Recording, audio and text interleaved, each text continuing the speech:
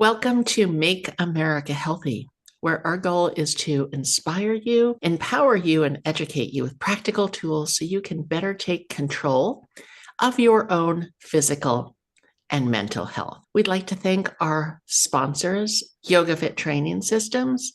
As we get into this topic of corporate wellness, we have two guests with us today.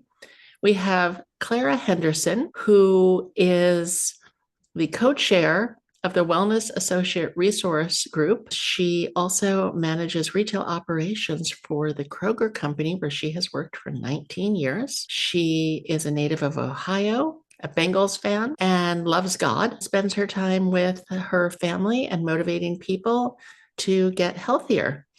We also have Samantha Clayton, who is the Vice President of Sports Performance and Fitness Education at Herbalife Nutrition. She's responsible for all of the corporate wellness there. She's a certified personal trainer and has many credentials, including a Bachelor's of Science in Public Health and a Master's in Medical Nutrition. She was also an Olympic athlete. She really knows a lot about wellness on every level. Ladies, welcome to Make America Healthy. This show is all about empowering individuals to take control of their own physical and mental health. At one time, I had a more corporate job that for many people who are working in the corporate setting, perhaps they don't feel like they have control over their health for 8, 10, 12 hours a day. Can you tell us, as we're reaching a 54% obesity rate in the US, what's it like at corporate America, and how are people's health outcomes suffering as a result? As you mentioned, there's a lot of obesity that's continuing to tick up, and capitalize on top of that is also stress, which is also contributing to that. So in the corporate arena, there's more demand, and it just seems like there's less time to be healthy, less time to get out and to just walk. Nevertheless, let's not think about eating because it takes time to prepare food. So we are seeing some things happen.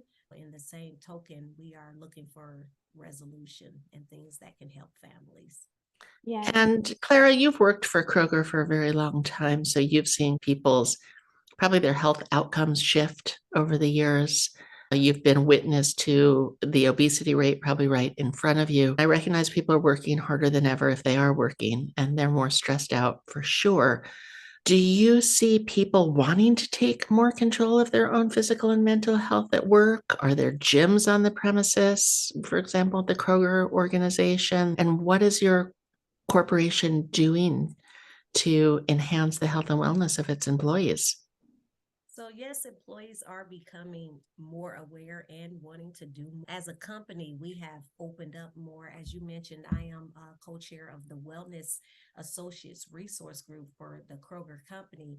And so we have more offerings for our associates, especially those that are working from home. So we introduced partnering with you, Yoga Fit, where during the day they could take a break and just do some stretching, do a mental break.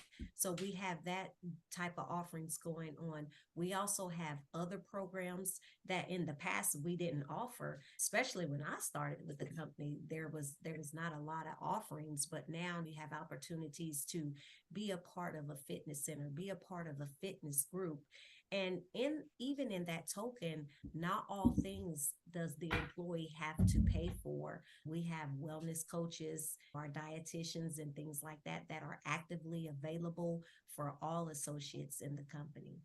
That's awesome. Sam, how about you? To touch on the whole concept of obesity as a true epidemic globally, I think you're right. It's being driven by stress, poor eating behaviors. But I think one of the key drivers as well is sedentary lifestyle. I always say that technology is a gift and a curse. Technology makes our day much easier, but technology also is keeping people in their seats for a lot longer than they would have done in the past. So as you shared, people's health markers are going down, and a lot of that is driven by a sedentary lifestyle in combination with their poor eating.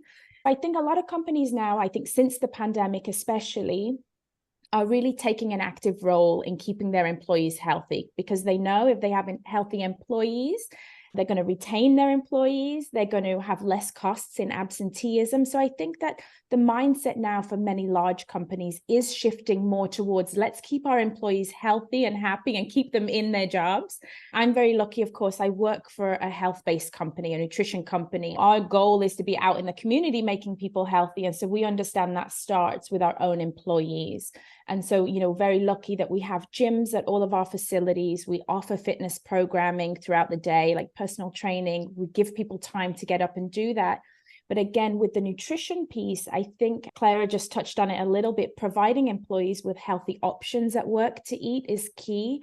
And so I'm very proud that we offer that to our employees, healthy options that they can have in the workplace. But I think times are changing and people do want to take more control over their health. And you shared at the start yourself, Beth, in that we spend so many hours each and every day at work that the workplace really needs to be a hub for wellness for people, because outside of work, a lot of people don't have time to take care of themselves. So if companies partner with their employees in the workplace, I think overall it'll help with those health outcomes long term. But it's a long-term investment, not a short-term one. This question's open to either one of you. Do you feel like more corporations are giving their employees that time, whether it's a half hour or an hour a day, to make time for their own bodies and their minds and their health? I'll jump in first on this one.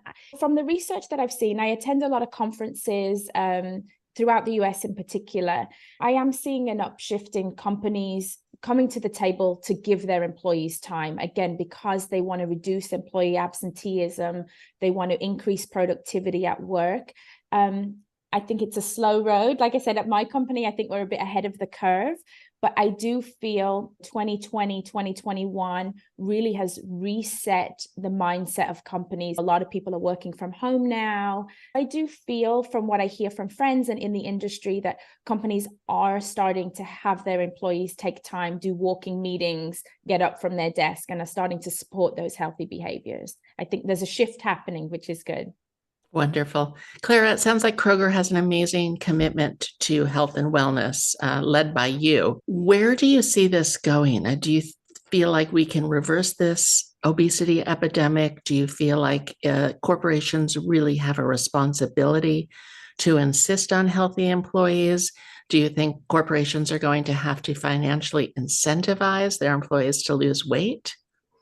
With companies, yes, I think there should be an incentive because, as previously mentioned, it takes down the cost of healthcare. If I'm more healthy, which means if I'm more into a weight size or a size for my body, my structure, then I'm probably going to be more healthy. I'm probably going to be able to come off of blood pressure medication and things like that. I do see incentivizing as a bonus. I will say, even with our company, especially for those associates who take advantage of the company insurances, that you get extra perks. If you go to the doctor, that once a year you can get an extra perk of, as far as money savings. Do certain things, then you'll get more money back as it relates to your health. The other thing, that some of the services, as I mentioned earlier, are free. And I see that not only in our company, but in other companies. I think the thing that really got us going as a country is that when the pandemic happened, I think people began to realize how it impacted us emotionally. And then in turn, sometimes we get emotional. What do? We start eating. Or even on the reverse side, we stop eating, which still, for some people, not eating is unhealthy and causes a lot of other things, which could be obesity in just certain areas of the body. I do believe that the US, companies in the US are striving toward that, and maybe some more or some faster than others. But I think altogether that we are moving in that direction. Wonderful. Thank you so much for that, Clara. It's great what you're doing there at Kroger. Sam, I've heard that a lot of CEOs and founders of companies now, like fitness is the new most coveted asset, biohacking, extreme training, all of that.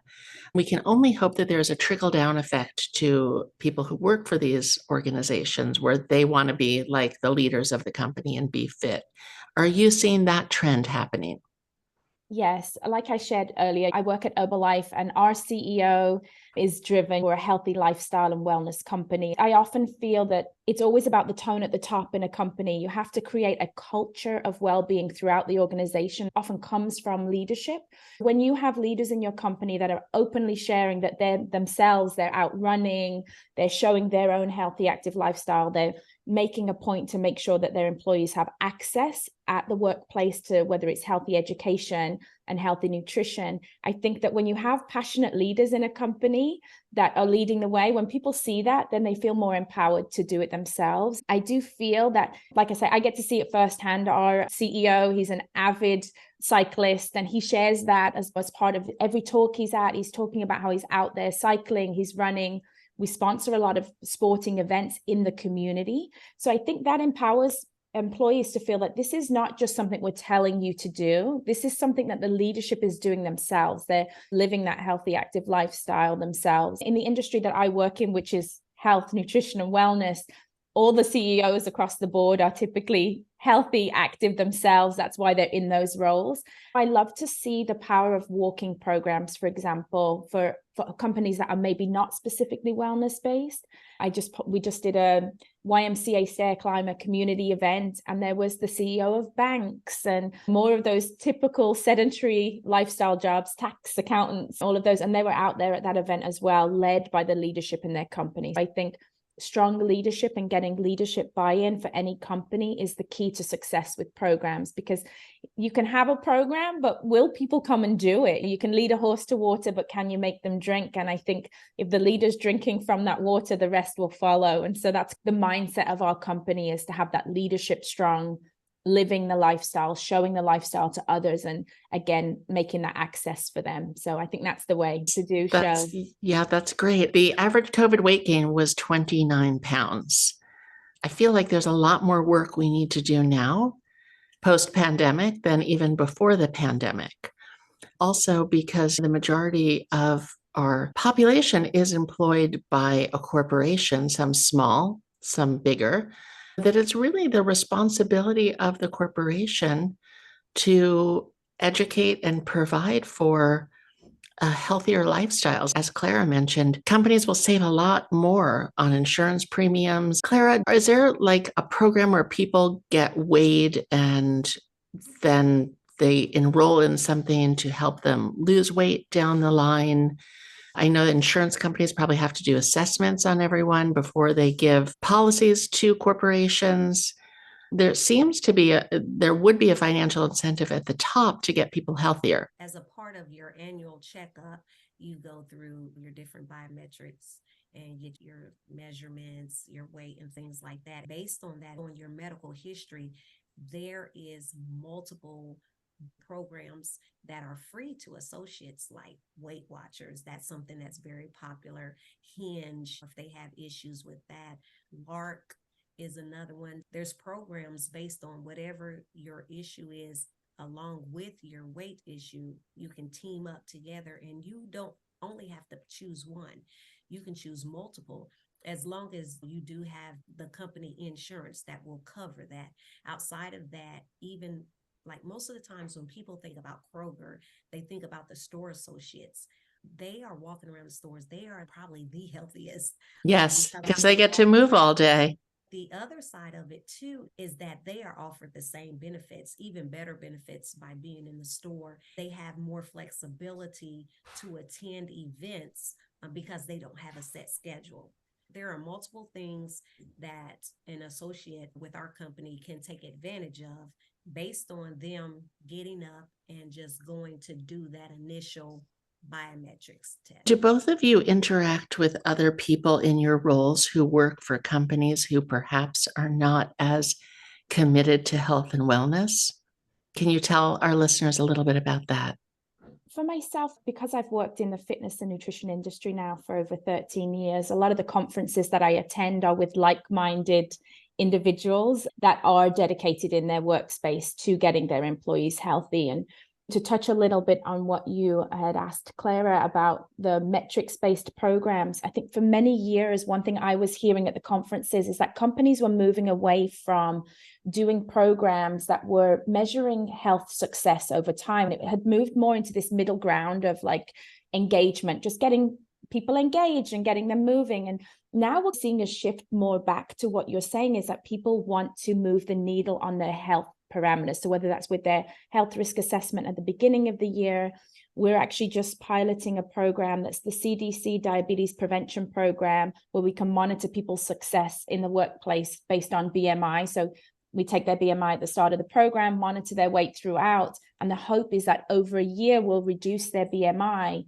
which then when they go back for their health risk assessment, hopefully their A1C has gone down as well. So I think there's been a shift. I feel like in fitness and wellness, it goes like a roller coaster. It's 1 minute, it's just rah, we're doing this because it's trendy and we just want to be on the fitness road. Now I feel like people and companies are getting a bit more serious and wanting to see those reductions in those health markers and seeing what they can do around that. Not hit too much resistance along the way. I think most people believe in people's health now, especially mental health and well-being. I've not experienced resistance from my coworkers or other people in the industry, but Clara, maybe you have a different idea. Being in the grocery industry, it's not just groceries, it's loss prevention, which is my main department. There's the medical side, there's the merchandising side.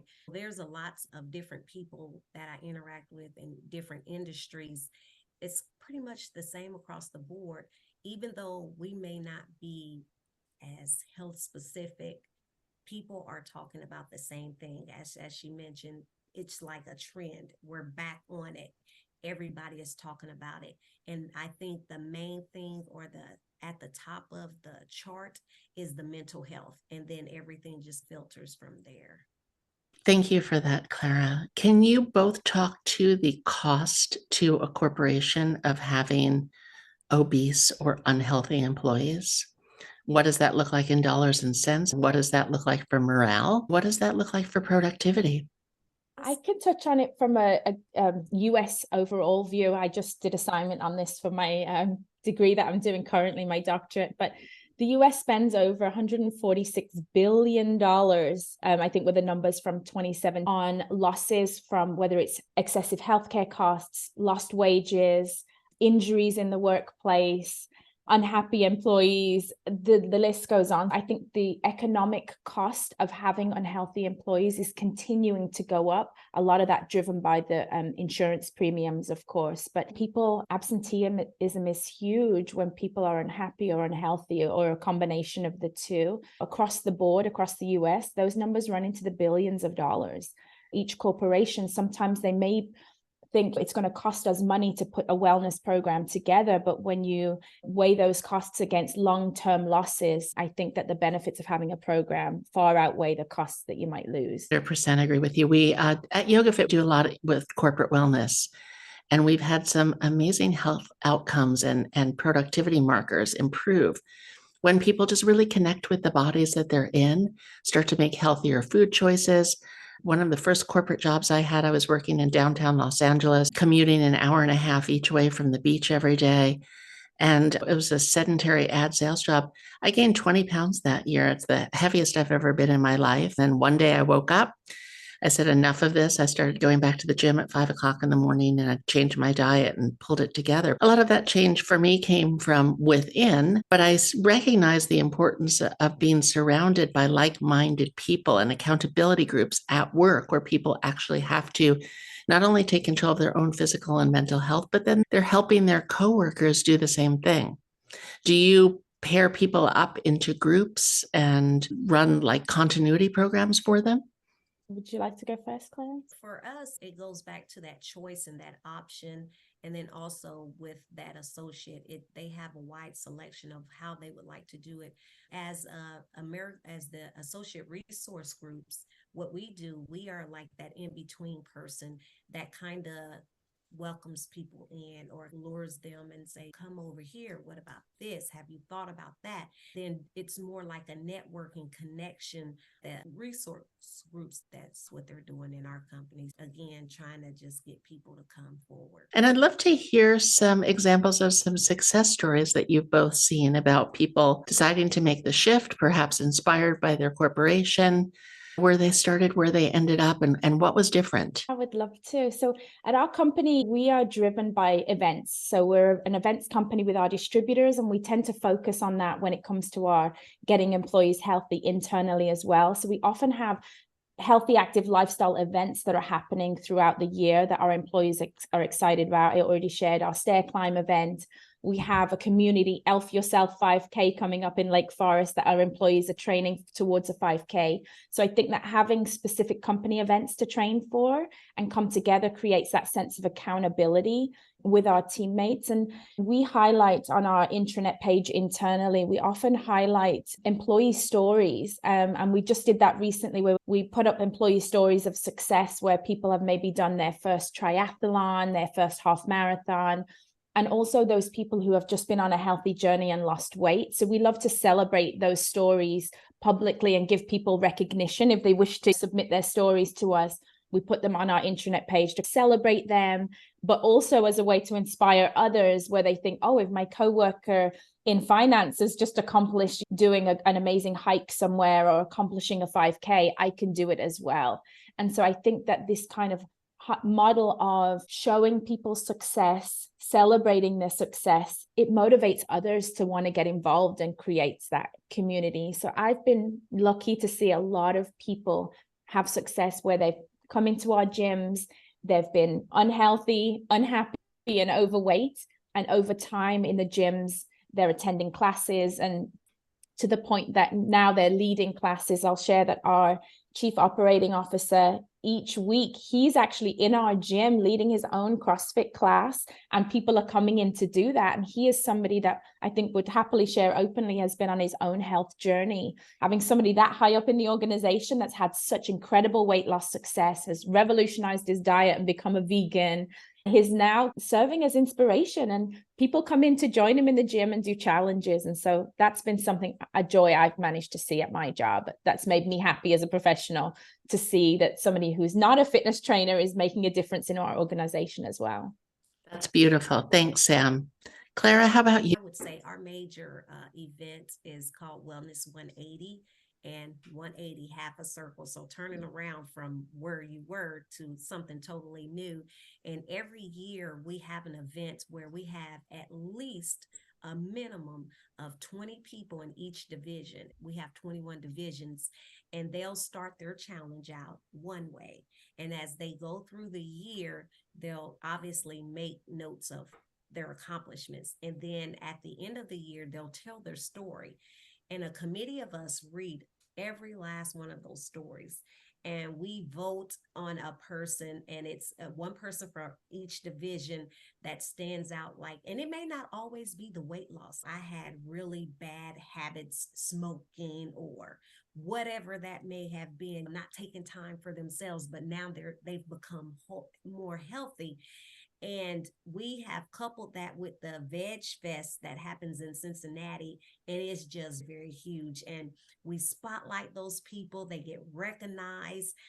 Other people get to walk up to them and be encouraged because they know them because they're in their division. So it's not always someone at the general office in Cincinnati, the headquarters, that's, waving a flag saying, hey, I done this, but they actually have someone that they can touch, that they can talk to close by to be able to share their journey and to share their stories. It's so, so amazing. I love the Wellness 180 challenge that we have every year.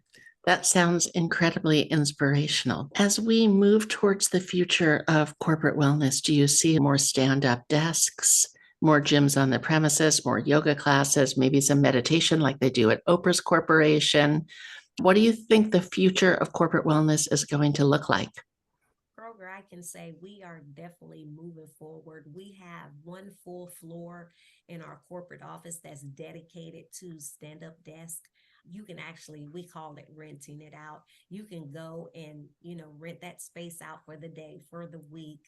And it is an entire floor. And since a lot of us are still remote, there's not a lot of activity. So one floor is more than enough for the associates that go to the office. In our divisions, we have now rooms set aside, meditation rooms. You could go in there and read a story. You could just go in there and listen to soft music. We have in some of our divisions wellness centers where you can go in, walk on the treadmill, lift some weights, watch a program on TV. It's so many things that we're moving to. And like I said, not all divisions have them, but that's the scope. That's where we're moving to, making sure that each division has something adequate for the associates in those divisions. So yes, we're forward moving. That's beautiful. So you are truly making America healthy at Kroger. Maybe we'll do a live show from one of your events at some point. As we move towards the close of the show, can you each give us some tips for people who feel imprisoned by their sedentary desk job of what they can do to start activating their health towards a more positive outcome? Yes, I'd love to jump in here. I think that the foundation of health, of course, comes from within with a positive mindset and taking steps forward. And I think the foundation of health is nutrition. So I think people who are in a sedentary job, sedentary lifestyle, they can really focus on getting in really nutrient-rich foods while they're at their desk, avoiding those unhealthy snacks and opting for more high protein-based foods. And with that, just making a dedication to stand up more and do the little things that count. It's one step at a time. It's taking that one call, standing up. It's doing a few squats when you get a few moments. It's about going for a walk at lunchtime with your coworkers. The simple tips of taking the stairs instead of the elevator. I think all of these things to start with are the key to success. It starts with nutrition, it continues with movement, and with a healthy mindset. So I think those three things together, it doesn't matter what people's job is, what their level of education is, those three things, if they focus on them, I think that's the stepping stone to good health. Beautiful. Sam, thank you so much. Clara? So I'll raise my hand and I'll say they can take it from me, because over this year, I lost 37 pounds. And the way that I did it, I made up my mind, first of all, that I wanted to do it. Then next, I partnered with people. So I was challenged. I know what motivates me. If you challenge me, I always want to win. So then I got a part of that. And then I did little simple, small things, because everybody may not have a budget to be able to do things, or may not have time. They may have small children, even though they're working from home. So I did things such as got something on my app, on my phone. I downloaded an app on my phone where I can track my calories. Then there were times where I didn't want to track. I would do, as she mentioned, instead of sitting the Snicker bars or the Twix or the Twizzlers there, I would put carrots. I would put some hummus there, some pickles, things that I liked. I would sit those things there along with water, so that when I felt like I was hungry, which I really wasn't, it was because I created a space. So that would be the last thing, is creating an atmosphere around you that causes you to be happy. And don't worry about fast success, but slow walk it down. Take it day by day and make short-term goals that are achievable so you can celebrate. Wonderful. A one day at a time approach. I'd like to thank you both so much for being on the show. Please tell our listeners where we can find you. Perfect. Everyone can find me and my resources at herbalife.com, or you can follow us on our internet pages with the same tag. Herbalife.com is where you can find all wonderful resources for healthy nutrition, exercise, and lots of free resources for people to get fit and healthy. Great. Thank you. As far as for me, I can be found on Instagram at Clara Has 4. You'll see lots of things that I do as far as my traveling, and I take exercise on travel. And then also on Facebook, it's Clara Susie Henderson. There, again, you see my family, the different things that I do with Kroger that are featured there. We would like to thank our Yoga Fit training systems worldwide, the leader in yoga, mind, body, fitness education, offering corporate wellness, seminars, live conferences, and so much more. You can save 15% at checkout by using the code HEALTHY23 at yogafit.com. You can find all of my books anywhere books are sold, including the Yoga Lean book. If you enjoyed this show, you're working for a corporation, someone who is, you need to get healthier, please share this show with your friends and family. We'd like to thank you all so much for listening to Make America Healthy. We are here for you. Have a healthy rest of your day. Keep moving, drinking water, and watch what you're eating. And namaste, everyone.